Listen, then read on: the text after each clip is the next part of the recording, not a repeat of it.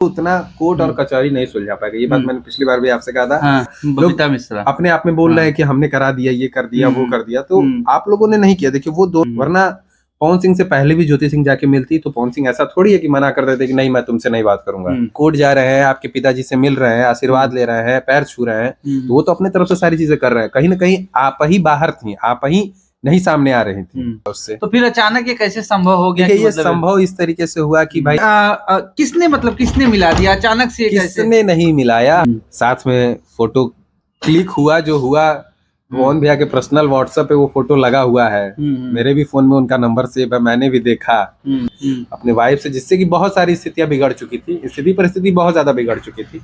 नमस्कार दोस्तों, स्वागत है आपका एक नए वीडियो में। तो आज अभी बता दें कि अभी हम बनारस में, हमारे साथ है वाराणसी फिल्म एसोसिएशन से अभिजीत भोजपुरिया, अभिजीत भैया हैं। तो आज उनसे जानेंगे पावर स्टार पवन सिंह और ज्योति सिंह का जो अभी मुद्दा चल रहा है कि जो तलाक का मामला चल रहा था कोर्ट में, फिर अचानक से कैसे कि मतलब कि वो एक हो गए और उनके सोशल मीडिया पे फोटोज वायरल हो रहे हैं। तो उसी बारे में जानते हैं कि क्या सच्चाई है। तो भैया स्वागत है चैनल पे, कैसे हैं? बहुत बहुत धन्यवाद। और सबसे पहले आपके चैनल से जितने लोग देख रहे हैं सबको प्रणाम, नमस्ते, हर हर महादेव।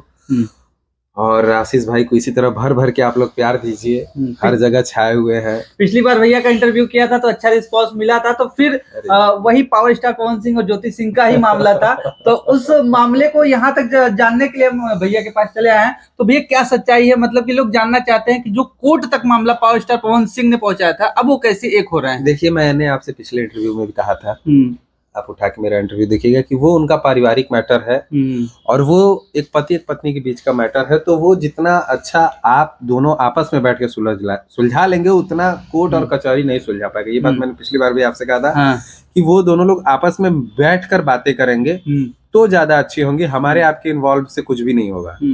हाँ, आज अगर पवन भैया ज्योति भाभी मिले हैं तो कहीं ना कहीं महिला विकास मंच का और देशवा न्यूज जो बहुत ज्यादा था, लोग अपने आप में बोल रहे हैं कि हमने करा दिया, ये कर दिया, वो कर दिया, तो आप लोगों ने नहीं किया। देखिए वो दोनों एक साथ सामने आना चाहे तब वो सामने आए हैं, वरना पवन सिंह से पहले भी ज्योति सिंह जाके मिलती तो पवन सिंह ऐसा थोड़ी है कि मना कर देते कि नहीं मैं तुमसे नहीं बात करूंगा। ऐसा तो है नहीं। भाई कोर्ट जा रहे हैं, आपके पिताजी से मिल रहे हैं, आशीर्वाद ले रहे हैं, पैर छू रहे हैं, तो वो तो अपने तरफ से सारी चीजें कर रहे हैं। कहीं ना कहीं आप ही बाहर थी, आप ही नहीं सामने आ रही थी। कहीं जब महिला विकास मंच की बीना मानवी जी ने जब बोला कि चलिए बॉम्बे फ्लैट पे बैठ के बातें कर लेते हैं, तो उस टाइम आप नहीं गई।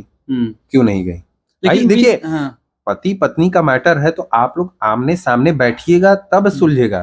4 दिन में एक डेट में आप अदालत में जाइएगा तो क्या मिलेगा उससे? तो फिर अचानक ये कैसे संभव हो गया? ये संभव इस तरीके से हुआ कि भाई ज्योति सिंह जी आई, आगे से बोली कि नहीं मिलते हैं। देशवा न्यूज की तरफ से बात आया कि नहीं सामने से मिलना है, तो मिली वो, ठीक है। किसने मिला दिया अचानक से? किसने नहीं मिलाया? हमारे जो पावर स्टार पवन सिंह जी के दिल के टुकड़े हैं दीपक सिंह जी, उन्हीं के थ्रू ये मुलाकात हुई है। दीपक भैया कब और कहाँ कैसे हुआ?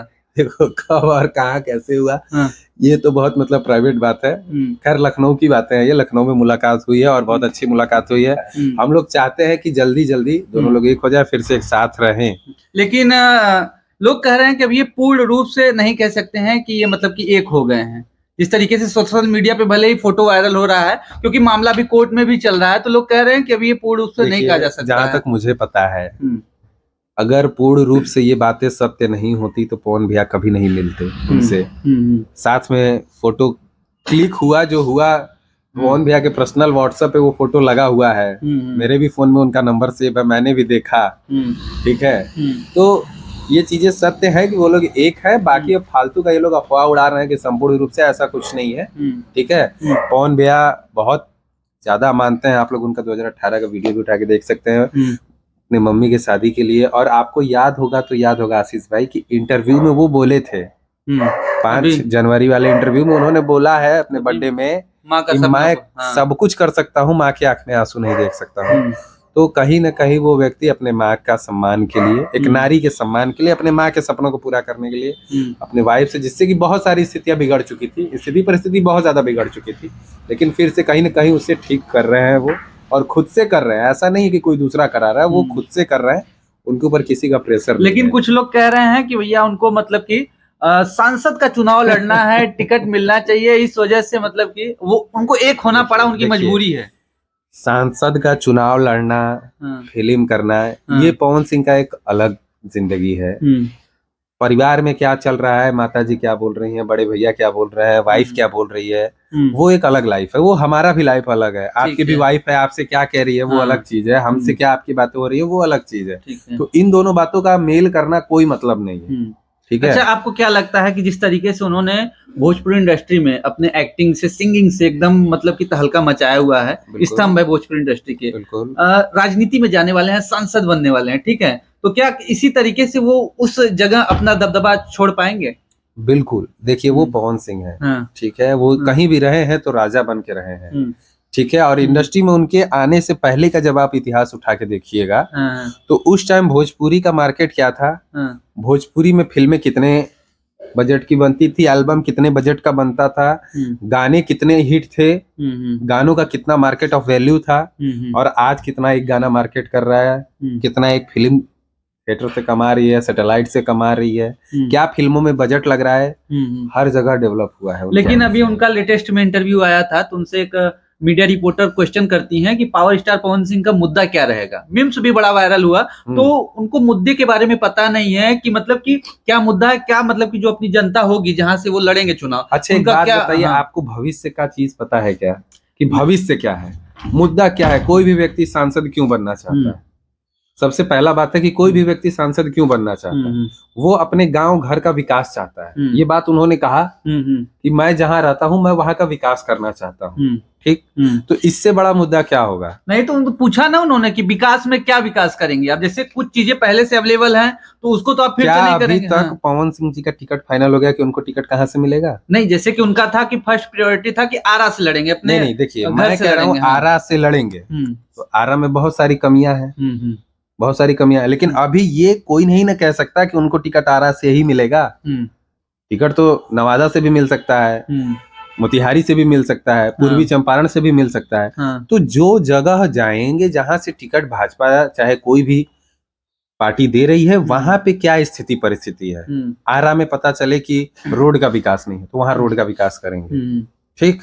पूर्वी चंपारण चले गए तो वहां जीने खाने का विकास नहीं है, तो वहां जीने खाने का विकास करेंगे। अब वो कैसे कह दें कि मैं कहीं से भी चुनाव लड़ूंगा तो इसी चीज का विकास करूंगा? ऑलरेडी क्या पता वहां वो हो तब। भाई आप लोग तो मीडिया से, आप लोग को तो सारी चीजों का खबर है, बिल्कुल। उनको तो खबर नहीं है कि कहाँ क्या हो रहा है। ऐसा तो है नहीं, वो व्यक्ति भाई 24 घंटे में से 23 घंटे सेट पे रह रहा है, 1 घंटा सोने और खाने के लिए मिल रहा है उन्हें, ठीक है। तो कैसे मुद्दा डिसाइड करते कि मैं किस मुद्दे पे काम। तो अभी आज देखा जाए तो आज भोजपुरी इंडस्ट्री के लिए, पूरे भोजपुरी इंडस्ट्री के लिए काले दिन है, मतलब कि ब्लैक डे है। आज भोजपुरी इंडस्ट्री के 9 कलाकार जो कि दुनिया छोड़ दिए, एक सड़क दुर्घटना हो गई, उसके बारे में आप क्या बताइएगा? किस तरीके से भोजपुरी इंडस्ट्री को लेकर कितना दुख है, क्या हेल्प है उनके परिवार को जो कलाकार अब इस दुनिया में नहीं रहे? देखिए उस सड़क दुर्घटना में 2 अभिनेत्री हमारे बनारस की भी थी, जैसा आपको भी पता होगा, आंचल तिवारी और सिमरन श्रीवास्तव, और वो दोनों हमारी ही बहुत अच्छी फ्रेंड थी। हम लोगों हमारा उन्होंने बहुत काम भी किया है, हम लोगों की हमेशा बातें भी होती थी, फेसबुक, व्हाट्सएप, इंस्टा, हर जगह, ठीक है। और ये चीज़ सुन के तो मुझे बहुत दुख हुआ कि ये कैसे हो गया। विश्वास तो अभी तक नहीं हो रहा है उस बात पे, लेकिन क्या ही कहूँ उस चीज़ के लिए। और देखिए क्या उस चीज़ पे मैं बोलूँ, बस यही बोलूँगा कि देखिए जीवन बहुत अनमोल होता है और सड़क दुर्घटना में किसी की मौत नहीं होनी चाहिए, लेकिन अब किस तरीके से क्या हो गया, कैसे मतलब कि दुर्घटना हो गया, उसके बारे में कुछ बताना चाहेंगे? देखिए हमें जहाँ तक जानकारी मिली है, हम अपनी जानकारियों पे 100% सत्यता नहीं साबित करते हैं कि नहीं मैं जो बोल रहा हूँ वो सत्य है।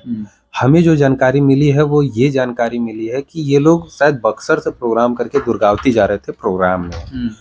बक्सर के ही बहुत प्यारे गायक हैं छोटू पांडे, जो कि अब नहीं रहे। और एक चीज आपको और पता है आशीष भाई, कि उस स्कॉर्पियो में छोटू पांडे जी के 3 पीढ़ी थी। अच्छा। हाँ, उनके चाचा जी, उनके चाचा जी का भतीजा लगते हैं छोटू पांडे, मतलब छोटू पांडे के चाचा जी, और छोटू पांडे का भतीजा।